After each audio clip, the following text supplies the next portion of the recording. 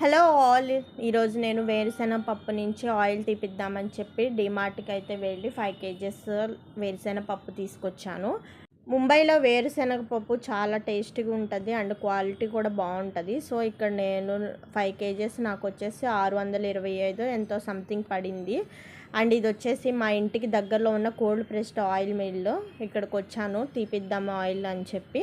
And ఇతను మధ్య మధ్యలో దాన్ని క్లీన్ చేస్తూ స్టక్ అయిన దాన్ని అండ్ వాటర్ యాడ్ చేస్తున్నారు. మరి ఎందుకో కానీ మనకి తెలుసు మనము బయట ఆయిల్ తినకూడదు అని చెప్పి, అయినా సరే మనకు ఆప్షన్ లేక మనం ఆయిల్ని తీసుకుంటూ ఉంటాము. బట్ నాకు ఇక్కడ ఆప్షన్ ఉంది, ట్రై చేద్దామని చెప్పి ఫస్ట్ టైం అయితే నేను తీసుకున్నాను. అండ్ ఇక్కడ నాకు 5 కేజెస్ గాను 2.5 కేజెస్ వచ్చింది. ఈ 2.5 కేజెస్ నాకు ఈజీగా 2 months వచ్చింది. వచ్చేటప్పుడు రిటర్న్లో ఫుల్ వర్షం, అసలు ఒక షాప్ దగ్గర ఆగాను, బాతులు కనిపించినాయి. That's all for today. Thank you for watching and please subscribe to my channel.